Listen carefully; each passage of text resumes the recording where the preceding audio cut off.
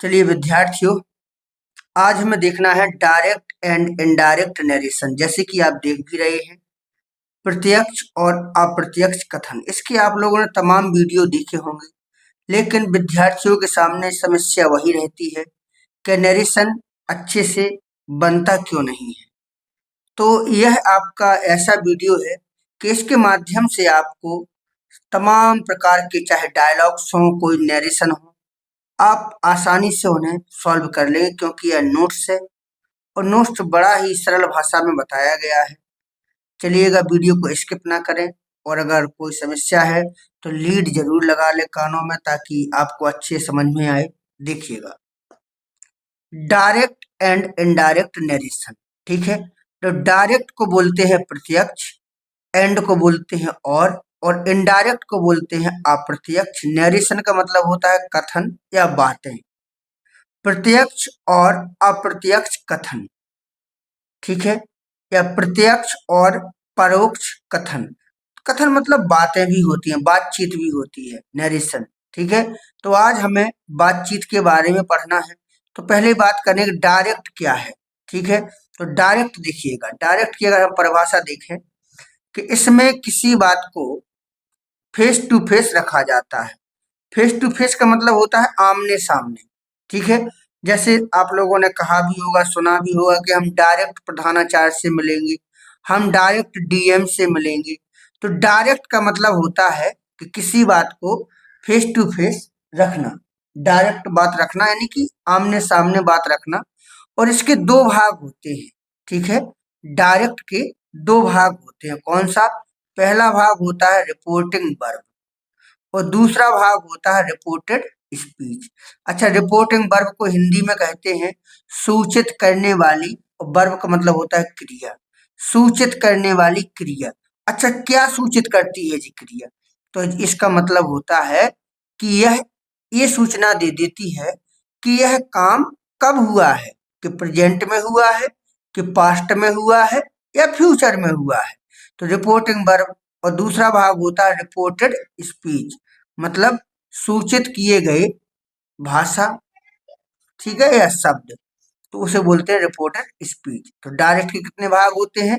दो, reporting verb और reported speech. ठीक है, अब चलिएगा रिपोर्टिंग वर्ब को भी समझ लेते हैं। रिपोर्टिंग वर्ब क्या है, इसमें क्या क्या होता है। ठीक है, देखिएगा, अब देखेंगे रिपोर्टिंग वर्ब। रिपोर्टिंग वर्ब क्या है कि इसमें वक्ता, वक्ता होता है बोलने वाला, जो बोले, कहे, यानी कहने वाला। ठीक है, और सुनने वाला। रिपोर्टिंग वर्ब में क्या होता है? कहने वाला और सुनने वाला होता है। ठीक है, मतलब जो बात करेगा तो बात करने वाला भी होगा, और जिससे बात करोगे तो बात सुनने वाला भी होगा। ठीक है, तो यहाँ पर वक्ता यानी कहने वाला और सुनने वाला होता है। अच्छा, कभी कभी इसमें केवल कहने वाला होता है। ठीक है, कभी कभी इसमें केवल कहने वाला, जैसे मान लो कि वाक्य दिया गया है कि he said to me, he said to me, तो ही मीन्स वह, उसने, सेड मीन्स कहा, टू मीन्स यानी मुझसे, उसने मुझसे कहा। तो कहने वाला कौन है? वह। और सुनने वाला कौन है? मैं। कहने वाला वह है और सुनने वाला मैं। तो यानी कि इसमें सुनने वाला भी होता है और कहने वाला होता है। कभी कभी इसमें केवल कहने वाला होता है। अब जैसे कभी कभी ऐसी कंडीशन भी आ जाए, जैसे ही सैड, तो इसमें उसने, सैड मीन्स कहा, उसने कहा, सुनने वाला है कोई? नहीं है। तो कभी कभी इसमें केवल कहने वाला होता है। ठीक है, इसे इन्वर्ट कॉमा के बाहर रखते हैं। कहाँ रखते हैं? इन्वर्टेड कॉमा के बाहर रखते हैं। जैसे मान लो आपकी लड़ाई हो गई किसी से, तो कहने वाला भी होगा उसमें और सुनने वाला भी होगा। अब कभी ऐसी कंडीशन भी आ जाती है कि केवल कहने वाला भर बचता है, सुनने वाला पिट के भाग जाता है। होता है, नहीं होता है? समझ में आया कि रिपोर्टिंग वर्ब क्या है? इसमें कहने वाला और सुनने वाला होता है, और इसको रिपोर्टिंग इनवर्ट कॉमा के बाहर रखा जाता है। अच्छा, रिपोर्टेड स्पीच क्या है? इसको भी समझिए। रिपोर्टेड स्पीच क्या है? ठीक है, और रिपोर्टेड स्पीच है कि इसमें कहने वाले के कथन होते हैं। कथन मतलब बातें, जो कहने वाले ने कहा है उसकी बातें होती हैं इनवर्टेड कॉमा के अंदर। कहाँ होती हैं? इनवर्टेड कॉमा के अंदर। अच्छा, बात है जैसे मान लो ही सेड टू मी, उसने मुझसे कहा, यू आर अ डॉक्टर, तुम डॉक्टर हो। तो उसने क्या कहा? तुम डॉक्टर हो। अब मैंने समझाने के लिए एक छोटा सा वाक्य लिख दिया कि यू आर अ डॉक्टर। कहने को तो वो बहुत कुछ भी लिख सकता था कि you are a doctor, you treat well, तुम अच्छा इलाज करते हो, ठीक है, your behaviour is so good, आपका बिहेवियर बहुत अच्छा है, I like you very much, वगैरह वगैरह बहुत सी भी लिख सकते हैं।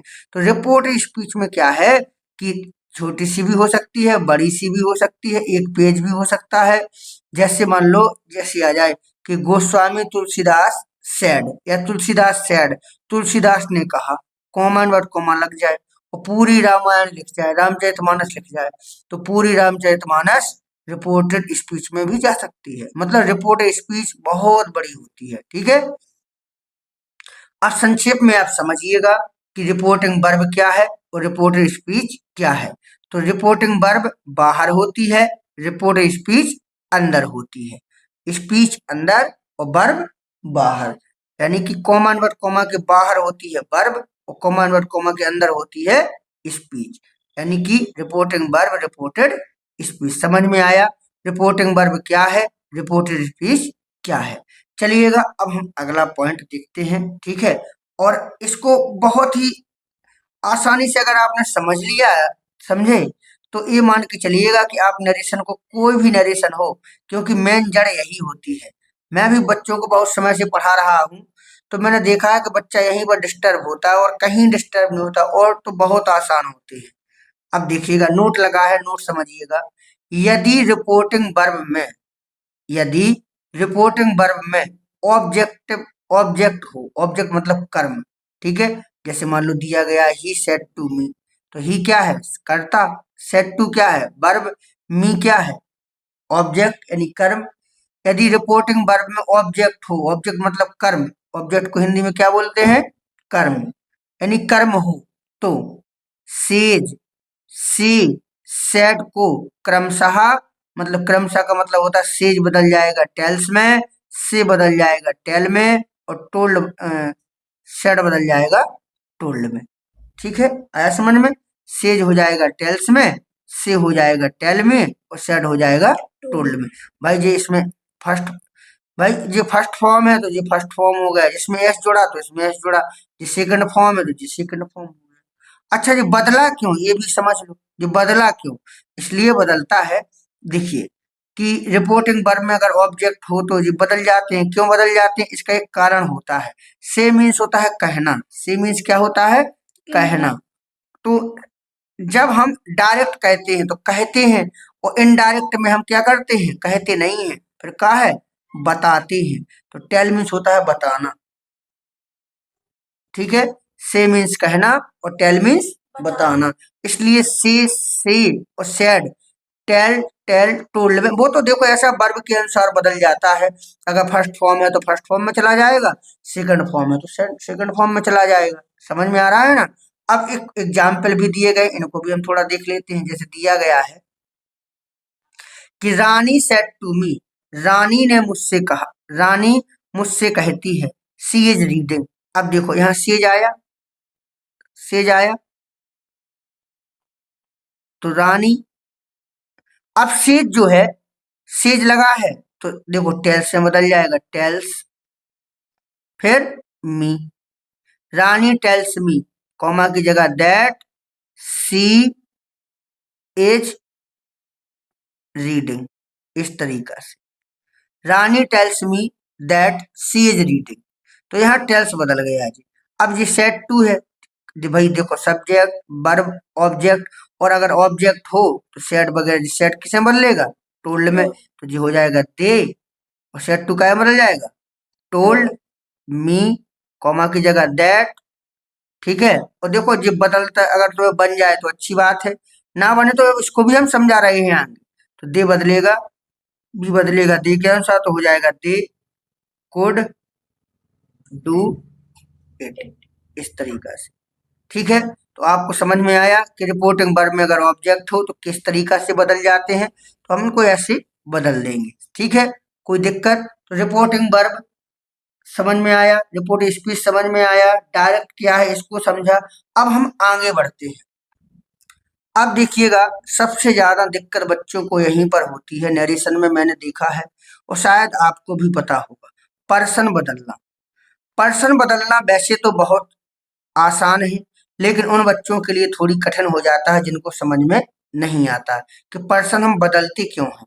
ठीक है, क्योंकि हम यहाँ देखते हैं कि जो पर्सन होता है इनको हम बदलने में थोड़ी चूक कर देते हैं, गलती कर देते हैं। तो देखिएगा, पर्सन होती है तीन। कितने होते हैं? तीन। फर्स्ट, सेकंड और थर्ड। फर्स्ट होता है और सेकंड होता है और थर्ड होता है। अब फर्स्ट में होता है आई और बी। फर्स्ट में कौन कौन होता है? आई और बी। सेकंड में होता है यू और थर्ड में होता है ही, सी, इट, नेम और दे वगैरह। ये थर्ड में। तो थर्ड बदलना नहीं है, समझना, थर्ड बदलते नहीं है। फिर बदलते कौन कौन है? फर्स्ट और सेकंड। कौन बदलते हैं? फर्स्ट और सेकंड। अब दो को बदलना है, तीसरा बदलना नहीं है। अब इसको समझ लो। अब देखो कितने आसानी से मैं समझाने की कोशिश कर रहा हूं, समझिएगा कि जब रिपोर्ट स्पीच में, रिपोर्ट स्पीच मतलब अंदर, रिपोर्ट स्पीच मतलब अंदर में कर्ता, कर्ता मतलब आई या अन्य कोई, और या कोई भी चीज हो, जैसे माई भी है। फर्स्ट पर्सन, फर्स्ट पर्सन मतलब आई और बी। आई और बी फर्स्ट पर्सन के सब्जेक्ट होते हैं जी। ठीक है, तो जब रिपोर्ट स्पीच में करता फर्स्ट पर्सन यानी आई और बी हो, यहाँ क्या हो? आई हो या बी हो, तो उसे रिपोर्टिंग वर्ब के कर्ता के अनुसार बदलते हैं। रिपोर्टिंग वर्ब कहाँ होती है? बाहर। रिपोर्टिंग वर्ब कहाँ होती है? बाहर। तो बाहर का कर्ता कौन है? ही। बाहर करता कौन है? ही। तो इस आई को किस में बदलेंगे? ही में। मतलब जब हम बनाएंगे तो आई की जगह हम क्या लिखेंगे? ही। समझ में आया?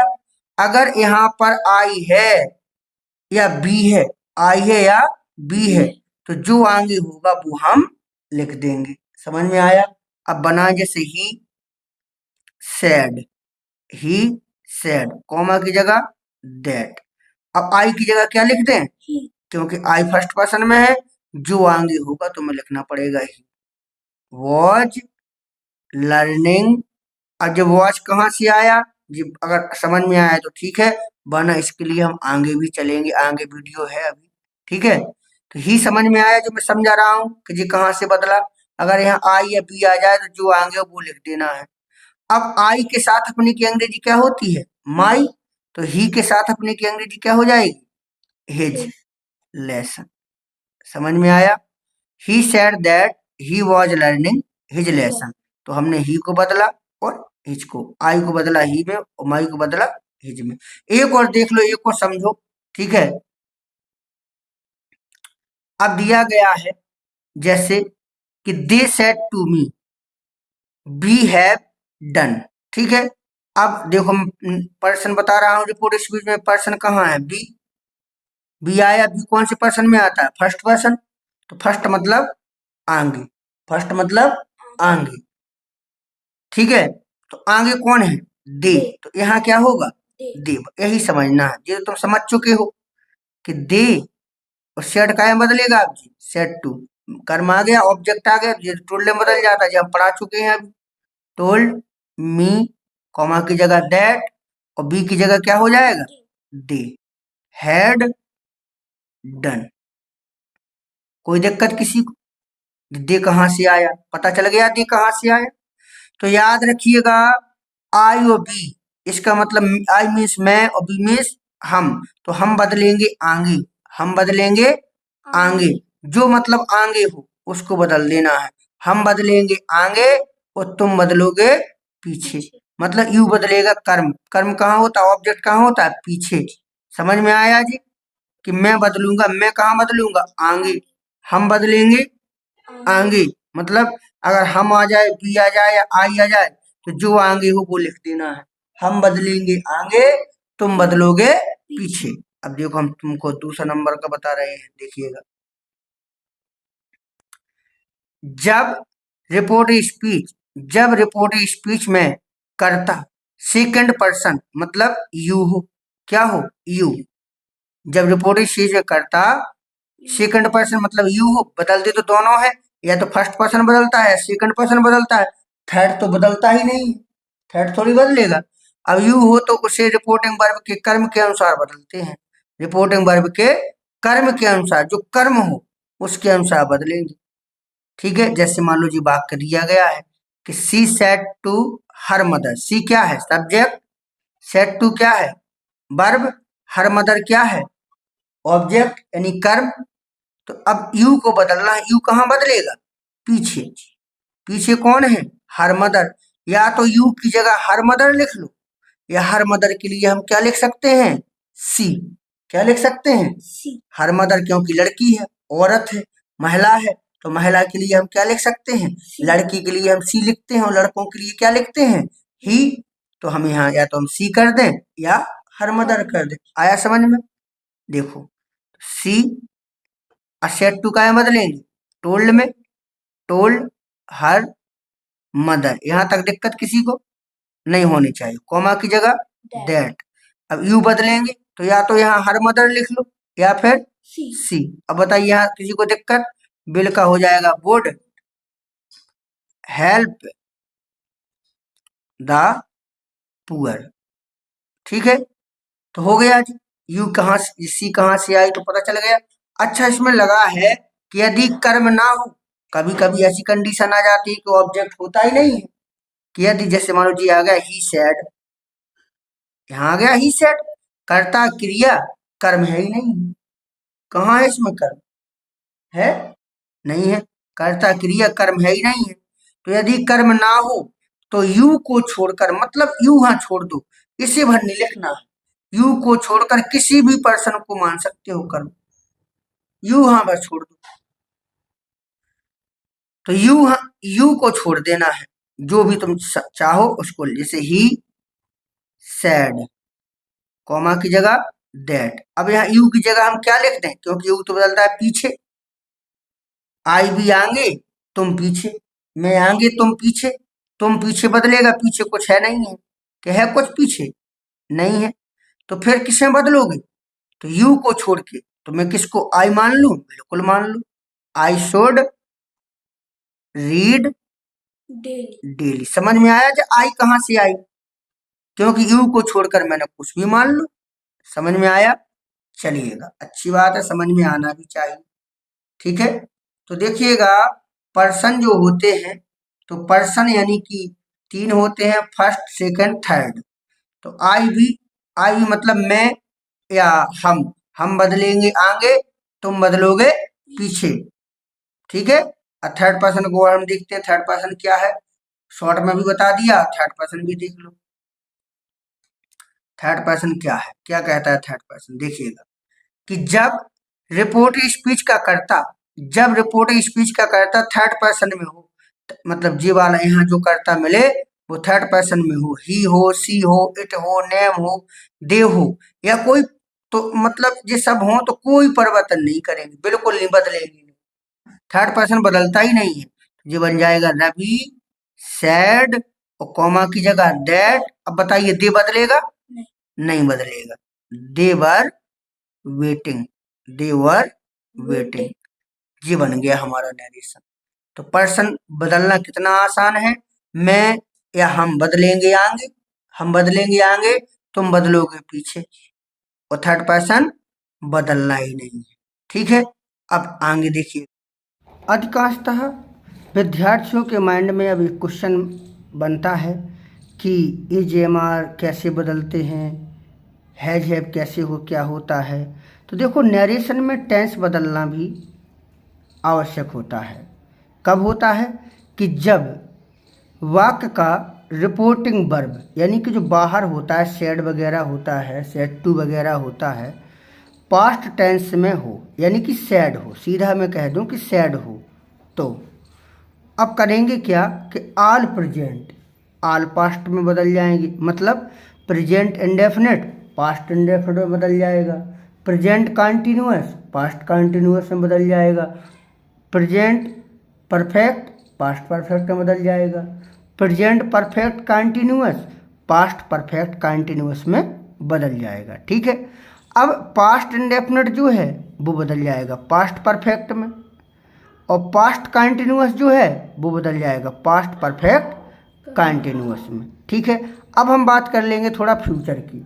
अब फ्यूचर में करते क्या है कि बिल का हो जाएगा वुड और सेल का हो जाएगा शुड। ठीक है, फ्यूचर तो इतना ही है कि बिल का वुड और सेल का शुड। अब देखिएगा, अगर हम बात करें प्रेजेंट इंडेफिनिट की एक बार फिर से, तो देखो डू डज प्रेजेंट इंडेफिनिट में होता है, और एस और ई एस भी लगता है, और वर्ब की फर्स्ट फॉर्म भी लगती है। तो अगर ये सब मिले आपको, फर्स्ट फॉर्म मिले, तो वर्ब के सेकंड इज एम आर जो है वो बदलेगा आपका वाज वर्ब में। ठीक है, और हैज है बदलेगा आपका हेड में, और कैन बदल जाएगा कुड में, और मे बदलेगा माइट में। क्लियर हो गया इतना? तो नरेशन में जो टेंस बदलना है वो इस तरीक़ा से बदल जाएंगे, सिंपल होता है। एग्जाम्पल भी हम देखेंगे। अब देखिएगा समय की निकटता बताने वाले शब्द, अब इनको भी गौर करिएगा, ये भी बदलते हैं। ठीक है, समय की निकटता बताने वाले शब्द। अब देखिए, जैसे दिस है तो दिस का बदलेगा दैट, दीज है तो दीज का बदलेगा दोज। ठीक है, और हियर तो हियर का हो जाएगा दियर, और नाउ तो नाउ का हो जाएगा देन, और टुडे का हो जाएगा दैट डे, और टू नाइट का हो जाएगा दैट नाइट, एस्टरडे का क्या हो जाएगा द डे बिफोर। इनको याद बनाते रहोगे तो याद हो जाएगा। और टुमारो का हो जाएगा नेक्स्ट डे। लास्ट का हो जाएगा प्रीवियस, जैसे लास्ट मंथ तो प्रीवियस मंथ, लास्ट डे तो प्रीवियस डे, ऐसे ही। नेक्स्ट ईयर तो नेक्स्ट फॉलोइंग ईयर, नेक्स्ट आ जाए तो फॉलोइंग। एगो का हो जाएगा बिफोर, क्या हो जाएगा बिफोर, और कम का हो जाएगा गो, कम का क्या हो जाएगा गो। तो देखो, ये तो ऐसा है कि इनको आप यूज करते रहोगे, बार बार यूज होते हैं। कहा भी गया है करत करत अभ्यास के जड़मति होए सुजान। ठीक है, तो कहा भी गया है कि अभ्यास आप जितना भी करोगे सब चीज़ें क्लियर हो जाती हैं। समय की निकटता बताने वाले शब्द जो हैं बिल्कुल क्लियर हो जाएंगे। अब हम थोड़ा एग्जाम्पल भी देख लेते हैं। अब देखिएगा, जैसे she said we are going for picnic. अब देखो, सैड तो सी का क्या रहेगा सी, अब सैड का क्या होगा सैड ही रहेगा, कॉमा की जगह क्या हो जाएगा दैट। अब वी जो है वी बदलेगा आगे, लेकिन वी प्लूरल में है, बहुवचन में है, बहुवचन करता है ना वी। और सी कौन सा है एक वचन यानी सिंगुलर नंबर, तो थर्ड पर्सन का प्लूरल क्या होगा दे, तो यहाँ दे हो जाएगा दे। और एज आर एम किसमें बदलेगा बाज वर्ब में, तो दे के साथ क्या लगाओगे बर, गोइंग फॉर पिकनिक। कोई दिक्कत किसी को? इस तरीका से बन जाएगा। दूसरा देखिएगा, he said I am preparing for the exam. अब देखो, ही का ही रहेगा, सेट ऑब्जेक्ट है नहीं है तो इसलिए सेट का सेट रहेगा, यहाँ हो जाएगा दैट। अब हो जाएगा यहाँ पर क्या कि आई में आगे कौन है ही, तो यहाँ क्या हो जाएगा ही। और एज आर एम किसने बदलेगा वाज, किसने बदलेगा वाज प्रेपरिंग, क्या हो जाएगा प्रेपरिंग फॉर द एग्जाम। हिल क्यों रहा है डेस्क जी? चलिएगा आगे। He said to them I will leave you now. देखो, सेड टू बदलेगा किसमें टोल्ड में, कॉमा की जगह क्या लग जाएगा दैट। आई मैं बदलूंगा आगे, क्या हो जाएगा ही। बिल का क्या हो जाएगा वुड, और यू का क्या तुम बदलोगे पीछे, तो ये ऑब्जेक्ट है तो देम क्या हो जाएगा यहाँ पर देम, और नाउ का क्या हो जाएगा देन। देखो धीरे धीरे सब आ जाएगा। He told them, he told them that he. Bill का हो जाएगा वुड लीव देम देन। इस तरीक़ा से हो जाएगा। ठीक है, आगे देखिएगा। He said I am going to school now, तो ही सेड कॉमा की जगह दैट। आई बदलेगा ही के अनुसार तो क्या हो जाएगा ही, और इजारिम किस में बदलेगा वॉज, फिर गोइंग टू स्कूल, और नाउ का क्या हो जाएगा देन। अब दिया गया है Hari said I will do this work now, तो इसमें ऑब्जेक्ट तो है नहीं है, तो क्या होगा सेड का सेड, हरी फिर क्या हो जाएगा सेड, फिर दैट।